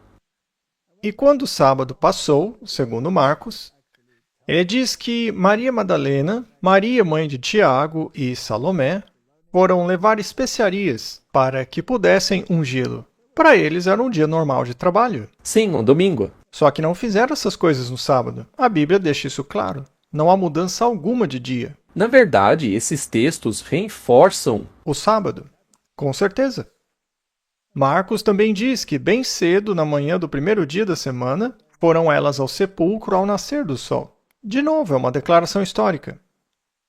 Lucas diz que no primeiro dia da semana, muito cedo, foram elas ao sepulcro, levando os aromas que tinham preparado e algumas outras com elas. Outra declaração histórica. E agora fica interessante, João 20, verso 1. E no primeiro dia da semana, Maria Madalena foi ao sepulcro de madrugada, sendo ainda escuro, e viu que a pedra tinha sido removida do sepulcro. O interessante é que ela foi enquanto ainda estava escuro, porque o sábado vai do pôr do sol ao pôr do sol. Então, quando o sol se pôs após o sábado, eles já poderiam ir imediatamente. Mas, como era muito escuro ainda, não conseguiriam ver nada. Sim, estava muito escuro. Não havia iluminação pública naquela época. E também não tinha uma tocha, apenas uma lâmpada. Mas elas foram quando ainda estava escuro, para que pudessem imediatamente começar a fazer o que queriam fazer quando ainda estava claro. Obviamente, não pensaram na grande pedra que estava ali. Só queriam chegar ao corpo de Jesus. Vamos analisar alguns versículos. Então, naquele mesmo dia, à tarde, porque Jesus tinha dito, não me detenham, ainda não fui para o meu Pai. Então, isso já elimina a história do ladrão no paraíso, na sexta-feira, quando Cristo morreu. O ladrão disse, lembra-te de mim quando vieres no teu reino. E Jesus disse, em verdade te digo hoje, que você estará comigo no paraíso. E não, em verdade te digo, que estarás hoje comigo no paraíso. O encontro de Jesus com Maria joga por terra esse argumento, pois fica claro que Jesus ainda não tinha ido para o Pai. Ou seja, quando morremos não vamos diretamente para o céu. No mesmo dia à noite.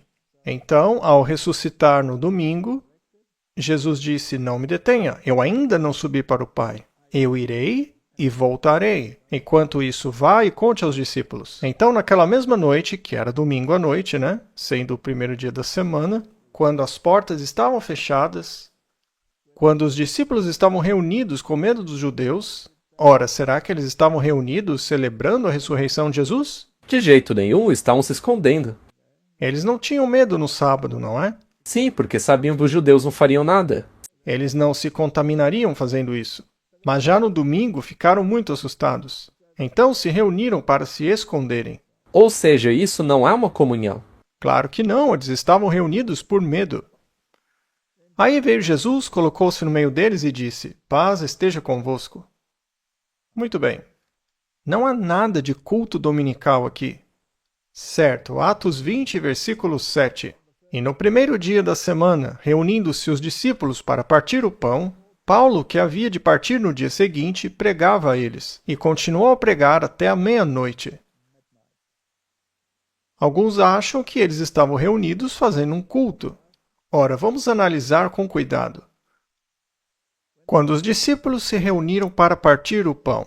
Ora, há outros textos que dizem que eles se reuniam todos os dias para partir o pão. Isso mesmo. Então isto não torna este dia especial. E Paulo pregou a eles, pronto para partir, no dia seguinte. Certo. Quando eles se reuniram então? Após o sábado. Sim, depois do encerramento do sábado, eles se reuniram para fazer uma refeição. E Paulo chegou. E ele continuou seu discurso até a meia-noite. Portanto, o sábado acabou no entardecer do sábado, no pôr do sol. E ele pregou até a meia-noite. Outro texto diz que havia muitas luzes ali, porque já estava escuro. Então, o que estava acontecendo era uma reunião na igreja depois do pôr do sol. Só que o papado não celebra o domingo do pôr do sol ao pôr do sol, porque isto seria bíblico demais, mesmo que fosse por outro dia. Então eles mudaram de meia-noite para meia-noite. Muito bem. Bom, se este dia fosse tão sagrado hoje, a ponto de substituir o sábado, minha pergunta é, o que ele iria fazer? Por que ele pregou até a meia-noite no primeiro dia da semana? Ou seja, depois do pôr do sol, no sábado, até a meia-noite. Ora, porque na manhã seguinte ele faria uma longa viagem. E ao fazer isso, ele não estaria violando o domingo? Claro, ele não viajaria se o domingo fosse sagrado. Exato. Então aquele grupo tinha guardado o sábado e após o seu pôr do sol estavam reunidos até a meia-noite. E havia um jovem ali que ficou cansado e caiu da janela. Certo? Tudo isso daí aconteceu à noite. Depois do pôr do sol. Sim, então não era um culto de domingo. Eles só continuaram reunidos. Certo, agora a coleta. 1 Coríntios 16. Quanto à coleta para os santos, fazei vós também como ordenei às igrejas da Galácia. No primeiro dia da semana, cada um de vocês ponha de parte o que puder. E algumas traduções deixam bem claro que isso não aconteceu em um ambiente de igreja, mas em casa. Portanto, cada um deixe em casa a sua oferta no primeiro dia. O domingo. Exato, conforme a prosperidade de cada um, para que não se faça coleta quando eu chegar. Ele não queria fazer coleta na igreja quando chegasse. Aquelas pessoas ganhavam seu salário semanalmente. Recebiam salário numa sexta-feira, que era o dia da preparação. Não havia tempo para trabalhar com finanças, porque o sábado estava chegando. Após o trabalho, eles tinham que se preparar para guardar o sábado. Então, quando o sábado termina, isso pode ser no sábado à noite, ou seja, após o pôr do sol do sábado. Aí sim você pode contabilizar quanto você pode separar deste salário para dar ao Senhor. Portanto, não se tratava de um culto. Isso é distorcer os fatos. Na verdade, eles tinham que fazer isso em casa e manter a doação lá, e não dá-la para ninguém. E aí, quando ele chegasse, eles poderiam levar suas doações para a igreja. E outro texto muito utilizado é o de Colossenses 2. Estamos mostrando apenas para quem ainda não viu, porque já falamos sobre isso muitas vezes. Só para que ninguém fique de fora. Aqui fala sobre a escrita manual das ordenanças. Não dá para ler Colossenses 2, versículo 16, sem ler o 14 também. Ou mesmo sem ler Efésios, onde se refere ao mesmo manuscrito de ordenanças, que era a lei de Moisés, que não estava na arca, mas ao lado dela. É a lei cerimonial. E ele afirma aqui que este manuscrito de ordenança, que era a lei cerimonial, foi pregada na cruz. Isso foi escrito contra eles. Sim. E despojando os principados e potestades, os expôs publicamente, triunfando sobre eles na cruz. Porque a lei cerimonial havia sido cumprida. Jesus triunfou, ele se tornou o mediador, ele pagou o preço pelo pecado. Portanto, ninguém vos julgue pelo comer, pelo beber, por causa de dias santos, ou por causa de lua nova ou dos dias de sábado. Aqui está no plural, hein? Agora, algumas traduções influenciadas pela Igreja Católica Romana Moderna colocam o sábado com letra maiúscula ali, e não no plural, como está no original, nos sábados. Estes dias de sábado tinham a ver com comer e beber. Eram sábados das leis cerimoniais que não tinham nada a ver com o sétimo dia, que este, por sua vez, não tem nada a ver com comer e beber. Então, a que esses dias se referiam? Era uma sombra do que estava por vir. E era sombra do quê? De Cristo, do corpo de Cristo. Então eram coisas que apontavam para Cristo. Que ninguém vos engane, pois, em humildade voluntária e culto a anjos, intrometendo-se em coisas que não viu, ensoberbecendo-se em vão pela sua mente carnal. Assim, a lei cerimonial referente ao sacrifício de Cristo e seu sábado cerimonial não são mais obrigatórios. E não tem nada a ver com o sétimo dia. Exato. Quando o Apocalipse nos adverte, na mensagem do terceiro anjo, que devemos evitar a besta e a sua imagem e a marca da besta na testa. A besta e a imagem é o mesmo tipo de sistema que governou a Idade Média. É a união entre a Igreja e o Estado. E hoje temos a América Protestante dizendo que a Igreja e o Estado devem se unir. E devemos introduzir uma legislação moral que deverá incluir, como disseram os próprios Lennox e o pastor Douglas Wilson, o sábado, ou seja, o domingo para eles. Portanto, temos que evitar essa imagem. Agora, a imagem é algo que se parece com o original. E o protestantismo é muito parecido com o original, porque, basicamente, ao se juntar a Roma, deixou de lado a mediação de Cristo e aceitou a mediação espúria. Sim, ou seja, são parecidos com o original, sendo que o original é o catolicismo romano. Isso mesmo. Então não devemos aceitar a marca. E eles disseram que a sua marca de autoridade é o culto dominical. Então não posso aceitar uma lei dominical porque ela se baseia na autoridade do Papa. Eu tenho que aceitar o sábado, que é baseado na autoridade de Deus. Não posso aceitar a mediação de um Papa ou de uma igreja ou de um caminhar num labirinto ou exercícios de Inácio de Loyola, falando com demônios, fingindo que são anjos ou Maria, coisas assim. Minha mediação vem unicamente de Cristo e somente dele. Então essa imagem da besta, esse conglomerado de falsos ensinamentos misturados com o poder do Estado, precisa ser evitado. Eu tenho que evitar a marca da besta, que segundo a própria besta, é o domingo. Mas quem aceitar a marca, beberá do vinho da ira de Deus, que será derramado sem mistura, ou seja, sem misericórdia. Este é o teste final, esse é o iceberg, que teremos que enfrentar. Em Apocalipse 18, somos informados que o sistema, essa imagem da besta, se tornou uma casa de demônios, porque eles não estão pregando o evangelho original de Jesus Cristo. O problema é que eles parecem ser uma autoridade cristã. Eles se dizem... Invocar o nome de Jesus não faz de você um cristão. O catolicismo invoca o nome de Jesus, mas nega sua expiação, certo? Já o protestantismo acredita que ao invocar o Espírito Santo, que supostamente conduz você ao arrependimento e à fé em Jesus Cristo, lhe dará, como eles dizem, obturações dentárias de ouro, muito dinheiro aqui na terra, para governar sobre os outros. Isso não apenas é ridículo, mas é semelhante ao que Roma pregava na Idade Média. Isso mesmo. O que acontece se substituirmos o evangelho simples por isto? Neste caso, você se torna presa fácil de todo espírito imundo e esconderijo de toda ave imunda e odiável, ou seja, do falso Espírito Santo. Na verdade, é um espírito imundo que está desviando as pessoas do caminho e levando-as a aceitarem uma obediência espúria, ao invés da obediência bíblica. E por quê? Porque as nações estão bêbadas, com o vinho da ira da prostituição. Beberam as doutrinas dela, estão dispostos a fazer concessões nesse nível. Eles não fizeram concessão com relação à doutrina da justificação? Sim, eles já fizeram essa concessão. Então está tudo pronto. Os reis da terra se prostituíram com ela, ou seja, a igreja e Estado se unindo. Os mercadores da terra se enriqueceram com a abundância de suas delícias. Estamos vendo isso? Na parte 2 mostraremos que tudo isso daí já aconteceu.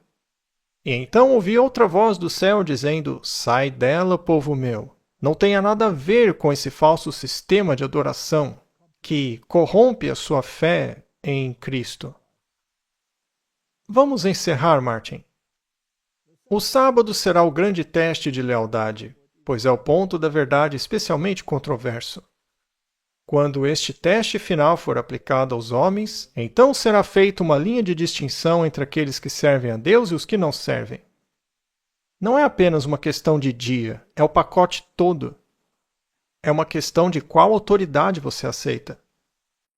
Então, aqueles que apresentaram as verdades da mensagem do terceiro anjo Ou seja, não aceite a marca da besta, mas sim a justiça de Cristo, certo? Muitas vezes foram considerados meros alarmistas. As suas previsões de que uma intolerância religiosa ganharia controle nos Estados Unidos e que a Igreja e o Estado se uniriam para perseguir aqueles que guardam os mandamentos de Deus foram declarados infundados e absurdos. Martin, não temos mostrado aqui, vez após vez, que não são absurdas? Não, está tudo se cumprindo. Em breve enfrentaremos esse iceberg. Já está logo à frente. Vamos ter que encarar o iceberg. Oremos para que o Senhor nos dê forças não apenas para enfrentar o iceberg, mas para permanecer no navio. É por isso que na segunda parte falaremos sobre como ficar de pé quando chegar o iceberg. Isso mesmo. Vamos orar? Pai Celestial, fizemos uma rápida recapitulação da história e da terrível apostasia que apagou o plano da salvação e o substituiu por poderes terrenos. Pai que está nos céus, dá-nos sabedoria para nos concentrarmos na palavra, porque o homem não viverá só de pão, mas de toda palavra que sai da boca de Deus. Dá-nos a força para acreditar, para vivermos e enfrentarmos qualquer oposição. É o que eu peço, em nome de Jesus. Amém. Olá, é com muita alegria que anunciamos uma grande novidade para você. A partir do dia 15, a mensagem dos 3 anjos de Apocalipse 14 chega à sua tela, alcançando milhares de pessoas em todo o Brasil. Nosso objetivo é levar fé, esperança e verdade para toda a família. 24 horas por dia, 7 dias por semana.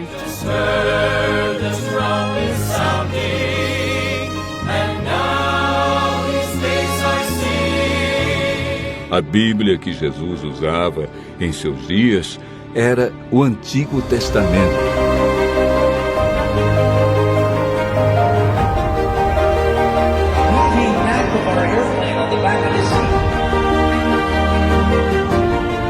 Nós vamos começar cozinhando o painço, que é esse grãozinho aqui, pequenininho, mas super poderoso.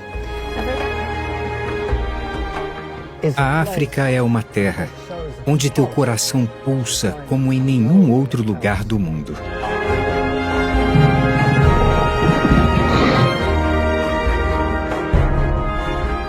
Na verdade, muitos dos fundadores da astronomia moderna, incluindo Nicolau Copérnico, Galileu e Sir Isaac Newton, buscaram revelar e honrar o Criador através de algumas das descobertas mais importantes já feitas. Numa resposta imediata, o supracoracoideus, conectado por um tendão à parte superior do húmero, funciona como uma polia para levantar a asa cada vez que o músculo se contrai.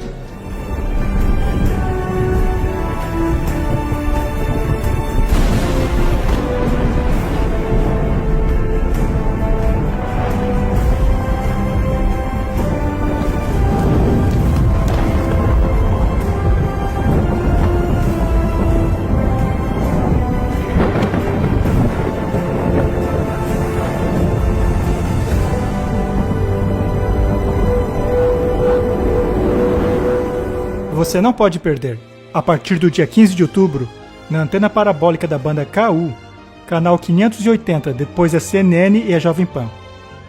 Junte-se a nós para ouvir e viver a mensagem do terceiro anjo, preparando cada coração para os últimos dias. I just heard the trumpet sounding.